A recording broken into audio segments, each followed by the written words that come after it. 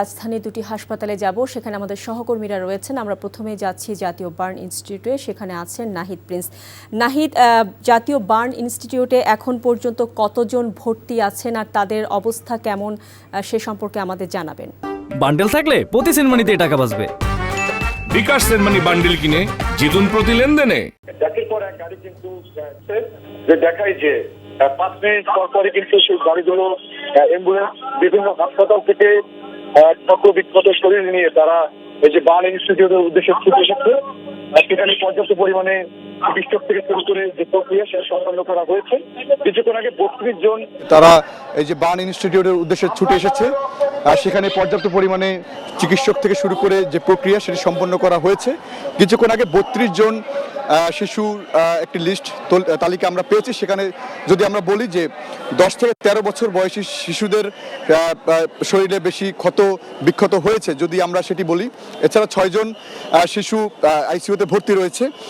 তাদের মধ্যে একজন 95% তার শরীরের বিভিন্ন অংশ পুড়ে গেছে সেটি যদি বলি। আর সেই 6 জনের তালিকা যদি বলি যে সেখানে নাফিস, শামীম, সায়ান, ইউসুফ, সামিয়া এসব নামের যারা শিক্ষার্থী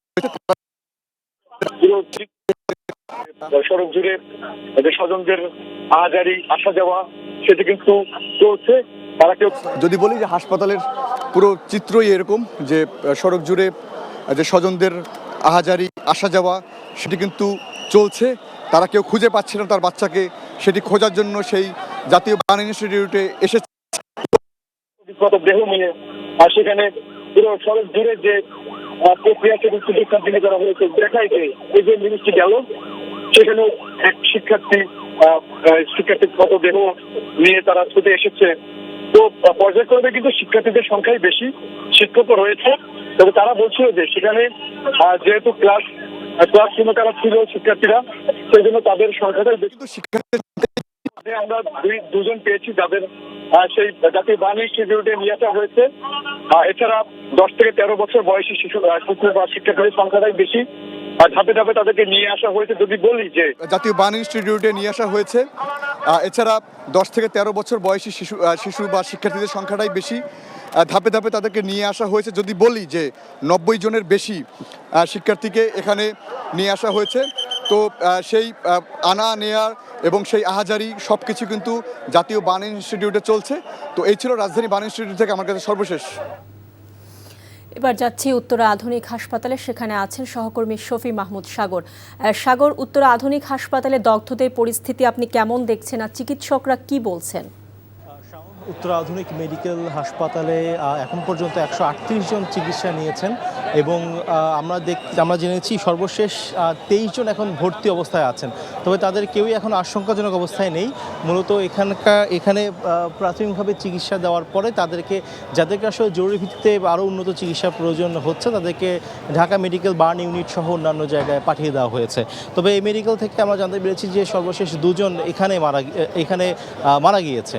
এর পাশাপাশি আমরা দেখেছি যে যারা স্বজনরা আসলে এক হাসপাতাল থেকে অন্য হাসপাতালে ছোটাছুটি করছেন।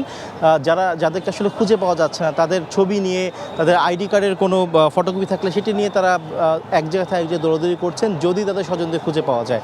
এবং আপনি জানেন যে যারা আসলে মূলত হতাহত হয়েছেন তাদের অধিকাংশই শিশু এবং এই শিশু শিক্ষার্থীরাই কিন্তু ওই ভবনটিতে আজকে সেখানে তারা অবস্থান করছিলেন। ঠিক ছুটি হওয়ার আগ মুহূর্তে তাদের উপরে এই প্লেনটি বিধ্বস্ত হয়। তো এখন পর্যন্ত আমরা দেখতে পেয়েছি যে আমি যে হাসপাতালে অবস্থান করছি সেখানে এই মুহূর্তে 23 জন চিকিৎসা নিচ্ছেন যারা অগ্নিদগ্ধ হয়েছেন। বাদবাকিদের প্রয়োজনে আপনার আধুনিক চিকিৎসার জন্য বাইরে পাঠিয়ে দেওয়া হয়েছে। আর এখানে 2 জন মৃত্যুবরণ করেছেন।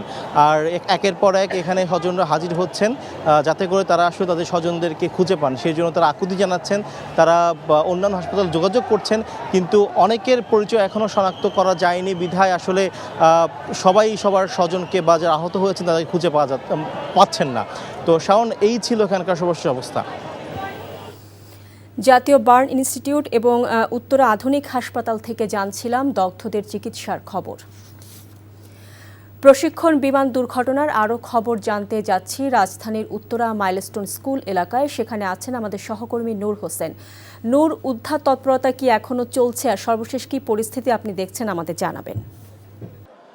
শাওন, উদ্ধার তৎপরতা প্রায় শেষ পর্যায়ে রয়েছে, তবে আনুষ্ঠানিকভাবে সমাপ্তির যে ব্রিফিং সেটি এখন পর্যন্ত ফায়ার সার্ভিসের পক্ষ থেকে করা হয়নি।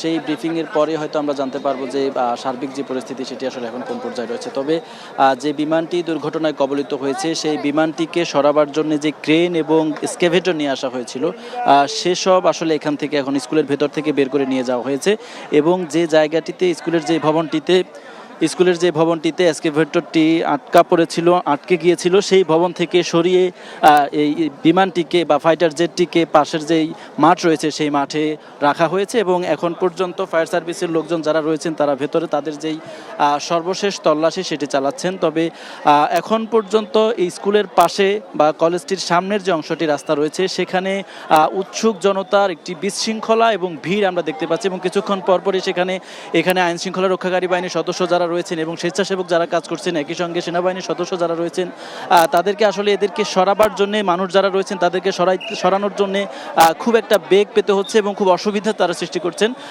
এছাড়া এখানেই কিছুক্ষণ পরপরই আমরা স্বজন যাদের বাচ্চা অথবা সন্তান এখন পর্যন্ত নিখোঁজ রয়েছেন তাদেরকে কিছুক্ষণ পরপরই এখানে আসতে দেখি এবং কিছুক্ষণ পরপরই তাদেরকে আমরা এখানে আসতে দেখি এবং সেখানে তারা আসলে এখনো আহাজারি করছেন, এইরকম একটা পরিস্থিতি কিছুক্ষণ পরপরই আমাদেরকে দেখতে হচ্ছে এবং তারা তাদের যে সন্তানের খোঁজ সেই সন্তানের খোঁজে যখন এখানে আসেন তখন এখানে যারা স্বেচ্ছাসেবক হিসেবে কাজ করছেন তারা তাদেরকে যে হাসপাতালগুলোতে নিখোঁজ যারা আহত যারা হয়েছেন তাদেরকে যে হাসপাতালগুলোতে নিয়ে যাওয়া হয়েছে উত্তরা আধুনিক হাসপাতাল থেকে শুরু করে ঢাকা মেডিকেল কলেজ এবং জাতীয় বার্ন ইনস্টিটিউট যেটা রয়েছে সেই বার্ন ইনস্টিটিউটে যে তালিকাগুলো এখানকার যারা স্বেচ্ছাসেবক রয়েছেন তারা যেগুলো পেয়েছেন তারা বিভিন্ন জায়গায় বুথ বসিয়েছেন এবং সেই বুথের মধ্যে সেই নামগুলো রয়েছে।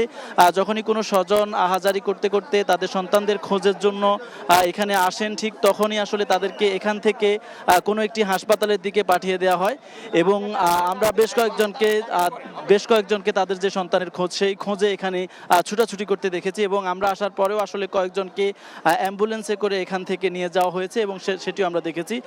এখন পর্যন্ত উদ্ধার তৎপরতা আসলে একদম শেষ হয়েছে এমনটি বলা যায় না, তবে শেষ পর্যায়ে রয়েছে যারা রেড ক্রিসেন্টের সদস্য যারা ভেতরে গিয়েছিলেন তাদের বেশ কয়েকজনকে আমরা বের হয়ে আসতে দেখেছি এবং তারা বলেছেন যে উদ্ধার তৎপরতা বা রেস্কিউ অভিযান সেটি প্রায় শেষ পর্যায়ে এবং একটু পরে হয়তো ফায়ার সার্ভিসের পক্ষ থেকেও আনুষ্ঠানিকভাবে উদ্ধার তৎপরতা থেকে শুরু করে পুরো কার্যক্রমের সমাপ্তি ঘোষণা করা হতে পারে। জানছিলাম মাইলস্টোন স্কুলের খবর। বান্ডেল থাকলে প্রতি সেনমানিতে টাকা বাঁচবে। বিকাশ সেনমানি বান্ডিল কিনে জিতুন প্রতি লেনদেনে।